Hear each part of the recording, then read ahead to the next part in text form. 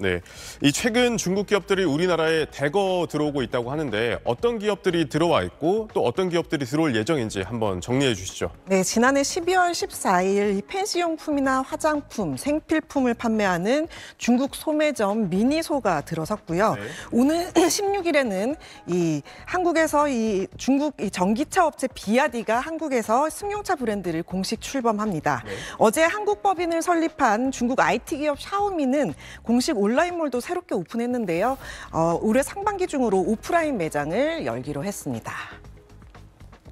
이미 중국 전자상거래 기업은 한국 시장에서 무섭게 성장하고 있죠. 알리익스프레스와 테무가 대표적인데요. 알리익스프레스는 지난 2018년 한국 시장에 진출한 뒤 월간 이용자 수가 지난해 12월 기준 899만 명으로 쿠팡에 이어 2위입니다.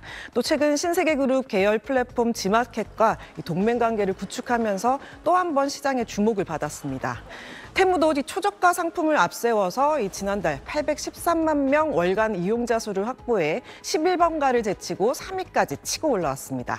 업계에서는 테무가 올해 정식으로 한국 지사를 설립해 인력 채용에 나설 것이라는 관측도 나오고 있는데요. 테무가 한국에 직진출하면 228조 원 규모의 세계 5위권 시장을 둘러싼 경쟁이 한층 격화할 것으로 보입니다.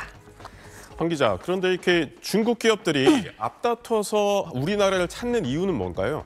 네, 과거 중국은 우리 기업이 막대한 매출을 올릴 수 있는 거대 시장이었다면 이제 중국은 가격 이점과 함께 기술력까지 갖췄기 때문에 역으로 한국에 진출할 수 있는 준비가 됐다고 볼 수 있습니다. 그렇군요. 네. 특히 중국의 전기차 진출이 그렇다고 볼 수 있겠는데요.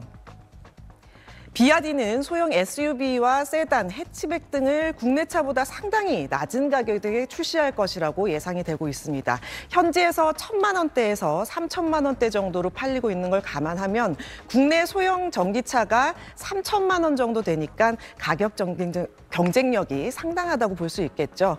비아디는 지난해 전 세계에서 전기차 176만 대를 판매해 1위 테슬라와의 격차를 3만 대까지 좁힐 정도였습니다.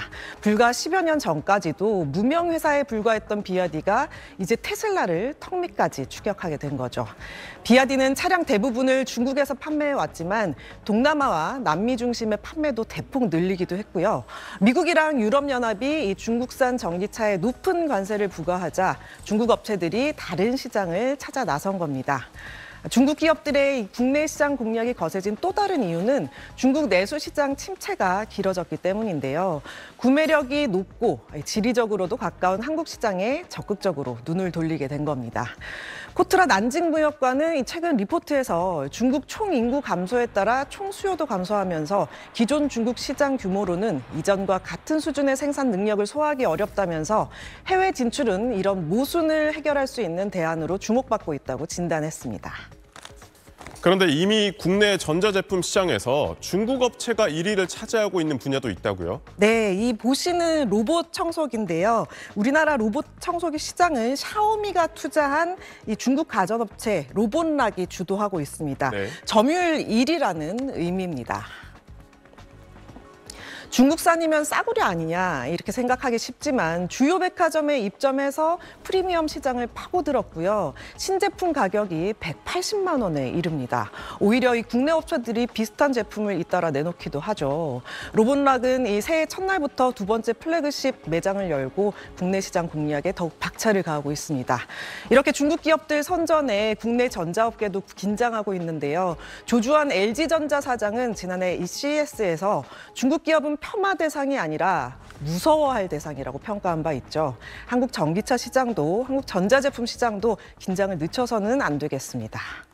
네, 한 기자 잘 들었습니다. 신세계그룹이 중국 알리바바와 손을 잡았습니다. 신세계그룹과 알리바바 인터내셔널은 내년 3월 국내에 이커머스 관련 합작 회사를 설립하기로 했습니다. 양사는 5대5로 출자하며 신세계그룹은 G마켓을 현물 출자하는 방식으로 참여합니다. 해당 합작법인의 이름은 그랜드 오프스 홀딩이고 G마켓과 알리익스프레스 코리아는 각각 자회사로 편입돼 독립적인 플랫폼으로 운영됩니다. G마켓의 약 60만 판매자들은 중국, 미국, 유럽, 남미 등에 진출한 알리바바의 글로벌 판매망을 통해 해외 시장 진출이 용이해질 것이라고 신세계 측은 기대했습니다. 알리익스프레스는 G마켓의 판매자 기반을 활용해 국내 시장 영향력 확대에 속도를 낼 수 있을 것으로 전망됩니다.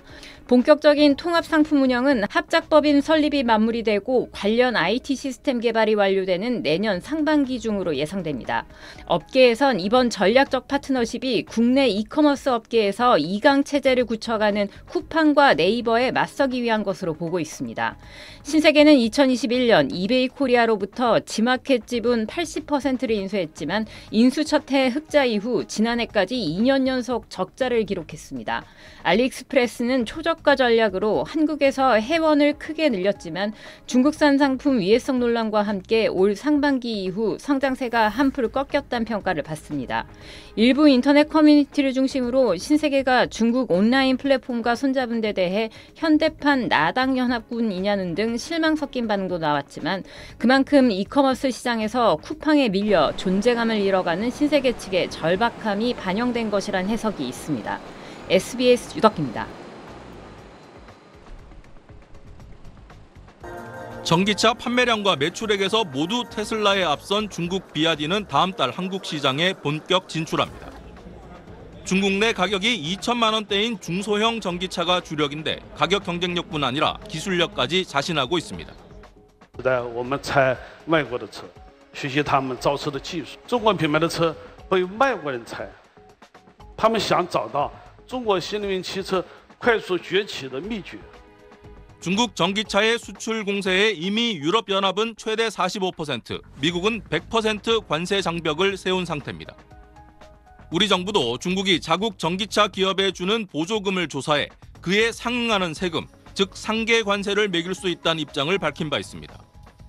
산업통상자원부 관계자는 국내 산업 이해 관계자 등이 신청하면 공정하고 투명하게 조사하겠다며 EU처럼 우리도 상계 관세를 부과할 근거 조항이 관세법에 있다고 말했습니다.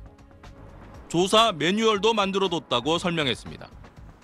이에 대해 중국 관영 매체는 미국과 유럽의 보호무역주의에 한국이 잘못 휘말린 것이라며 끔찍한 결과를 낳을 거라 경고했습니다. 중국은 한국의 최대 수출 시장인데 한국 기업들과 한국인들의 이익도 훼손할 위험이 있다고 주장했습니다. 한국 정부가 기업들의 신청을 받아 조사에 들어가면 중국이 무역 보복 조치에 나설 수 있다는 걸 시사한 겁니다. 다만 많은 한국 기업이 여전히 중국의 생산 시설을 갖추고 있고 수출 비중도 커 실제 보조금 조사 신청에는 부담을 느낄 거란 전망입니다. 베이징에서 SBS 정영태입니다. 축구장 90개 크기 거대 부지에 사무실 건물과 연구소, 직원 기숙사 등을 자체 전기 모노레일로 연결한 이곳이 비아디 본사입니다. 본사 5만 명, 전체 직원 90만 명으로 이 가운데 연구 개발 인력만 10만 명이 넘습니다. 2천만 원대 값싼 전기차를 앞세워 판매량에서 테슬라를 제치고 세계 1위로 올라섰는데 최근엔 수해 상황에서 물에 떠 움직일 수 있는 수륙 양용 기능을 갖춘 SUV를 출시하는 등 첨단 고급화 전략까지 병행하고 있습니다. 为了您的用车安全，已开启应急浮水模式。 배터리까지 전량 자체 개발 생산하기 때문에 한국 기업들과의 경쟁은 필연적입니다.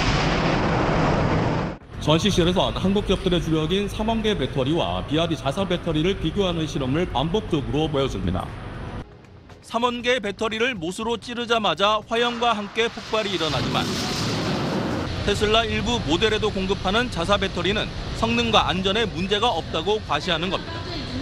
한국 시장 진출을 선언한 비아디는 소비자들의 요구 수준이 높은 만큼 가격보단 기술력을 핵심 경쟁력 삼아 매년 1개 이상의 모델을 선보이겠다는 포부를 밝혔습니다. 뿐만 아니라 배터리 조립 공장 설립을 비롯해 한국 내 생산 기지 확보 움직임까지 보이고 있습니다. 선진 시장 공략을 위한 시험장이자 미국과 유럽의 관세 장벽을 뚫을 우회로로 한국을 활용하겠다는 전략으로 분석됩니다. 무엇보다 한국 전기차와 배터리 기업들의 본진을 공략하겠다는 의도인 만큼 한국 시장 점유율을 키울 경우 상당한 파장이 예상됩니다. 광둥성 선전에서 SBS 정영태입니다.